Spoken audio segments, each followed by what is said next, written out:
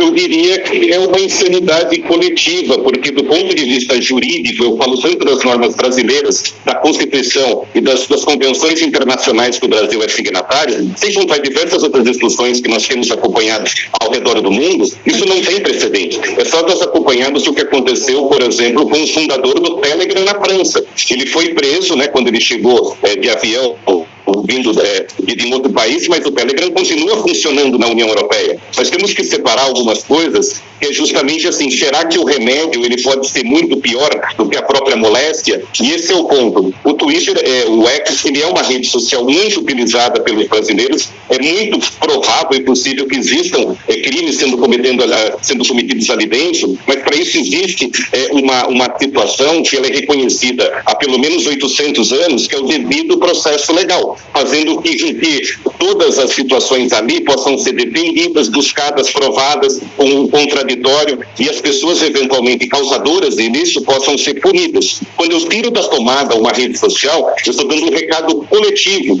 de que o Brasil tem um dono e que pode decidir o que é verdade, o que pode ser falado, o que pode ser expresso e onde pode ser expresso. Então nós voltamos a uma época medieval em que a igreja decidia os livros que poderiam ou não ser lidos pela população. Ou mais recentemente, voltamos para os anos 70, onde vamos impedir a venda de discos do Chico Buarque, do Caetano Veloso. Então, esse é o grande censor, que é o papel, se for verdade, que exista apoio dentro do Supremo, e eu prefiro acreditar que não exista, é uma situação extremamente negativa para a democracia e para as próprias eleições. Porque o debate democrático, dentro do X, como em outras redes sociais, ele é a única maneira, muitas vezes, do eleitor mais assim, periférico poder conhecer os seus candidatos e se manifestar. Então, eu estou julgando justamente pela exceção, pelo fato de haver possivelmente ilícitos cometidos dentro da rede, eu vou fazer com que ninguém mais participe. Isso é ditatorial. Bom, o Brasil tem relações diplomáticas absolutamente bem estabelecidas com os Estados Unidos, de forma que todas as ordens judiciais que pudessem ser encaminhadas para a sede do X ou do próprio pessoa física do Elon Musk, que é um cidadão domiciliado nos Estados Unidos, poderiam ser cumpridos via cooperação jurídica internacional. É assim que os países soberanos fazem, países que mantêm relações diplomáticas, e assim que funciona. O que nós estamos querendo é obrigar, por exemplo, uma decisão que se nomeie um representante legal para receber as sanções, mas com o propósito dessa pessoa ser punida, se caso, por exemplo, a diretoria do X nos Estados Unidos não concorde com a decisão do Supremo, expondo para funcionários brasileiros a uma série de penalidades não sendo sócios. Então a questão, assim, até acredito que o X tenha muita dificuldade de nomear quem aceitaria ser um representante legal do X no Brasil hoje. É praticamente assinar uma sentença de prisão, de multa, de penhora, é uma exposição e uma exposição assim, inédita que coloca o Brasil justamente em julgamento internacional. E esse ponto que eu chamo muito atenção, que é o fato de você querer combater a extorsão, que é justamente o inquérito. Lembrando, eu vou repetir isso várias vezes, o inquérito é para verificar milícias digitais. E dali nós chegamos, e nesse inquérito, quem pode recorrer é só o Ministério Público ou, eventualmente, algum acusado. O restante não podem recorrer, o X não pode recorrer. Por isso que foi proposto um mandato de segurança, inclusive pela Starlink, como um processo novo. Então é uma situação em que a ampla defesa está prejudicada, dentro de um processo que é de exceção, que é um inquérito que não acaba nunca, ao arrepio das normas internacionais de notificação e de intimação, deixando mais de 22 milhões de brasileiros sem acesso ao conteúdo de informação, à expressão, num ano político. Então, eu acho que o perigo ele mora, que é invertido. Não é que o X ele prejudica as eleições. Na verdade, a ausência de um fórum adequado para a discussão e para o escrutínio dos candidatos é que prejudica a democracia.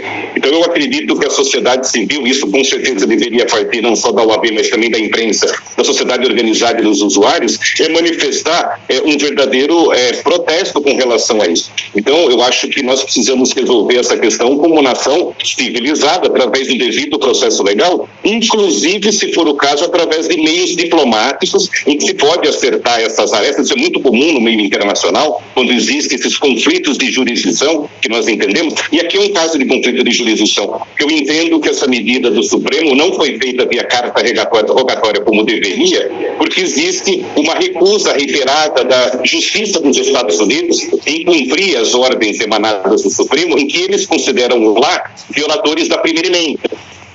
primeira emenda à Constituição dos Estados Unidos, ela dá uma liberdade de expressão numa amplitude maior do que aqui no Brasil, fazendo com que atividades que aqui são consideradas como ilícitas, lá nos Estados Unidos sejam consideradas como normais. Lembrando que o Brasil, ele, por exemplo, tem casos aqui de se punir piada, né, caracterização contra humoristas. Então, é uma situação que nos coloca, eu acho crucial saber o nosso papel na sociedade internacional, de que lado nós estamos.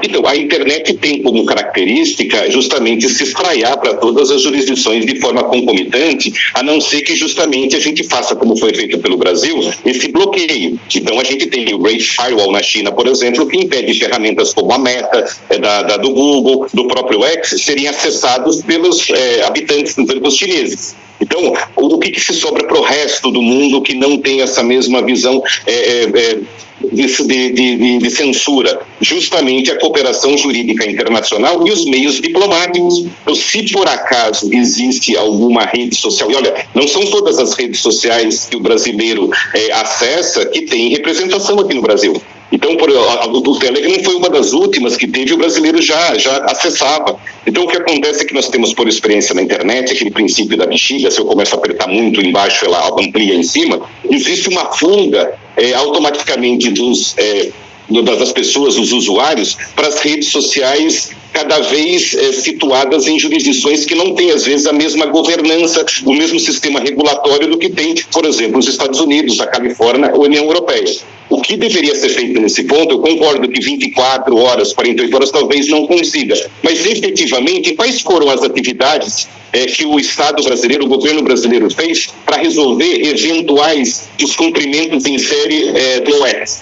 Teve algum diálogo? Até onde eu saiba, não. Teve alguma movimentação do Ministério das Relações Exteriores? Até onde eu saiba, não. Então, o que nós temos é a Suprema Corte brasileira tendo um protagonismo e talvez até no limite entre a imparcialidade, onde a situação parece que virou pessoal, né, com prazos muito curtos, envolvendo determinações em cascata, cuja conclusão é simplesmente o banimento da ferramenta disponibilizada para os brasileiros. E, de novo, eu não estou defendendo os descumprimentos e a existência de sanções. Isso é normal, é do jogo, assim que deve ser feito. O que eu sou bastante crítico é justamente da dimensão em que isso tem se tornado. Isso é uma questão inédita que nos coloca do lado das ditaduras mais que censuram a liberdade de expressão do mundo. É esse lado que o Brasil está hoje. Nós temos inquéritos semelhantes a esses na União Europeia, na França, na Austrália, inquéritos que apuram justamente eventual conivência e falta de remuneração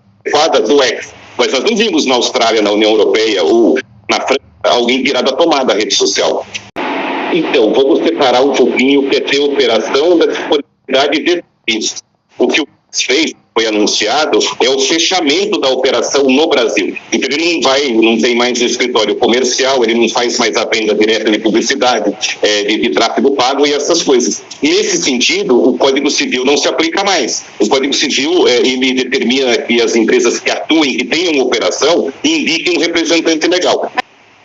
Então, sim, como nós também comprávamos da Amazon sem que a Amazon tivesse um escritório antes no Brasil. Então, o fato de ser um produto digital, ele tem essa peculiaridade que às vezes permite à empresa, não estando fisicamente aqui no Brasil, ter acesso ao mercado brasileiro.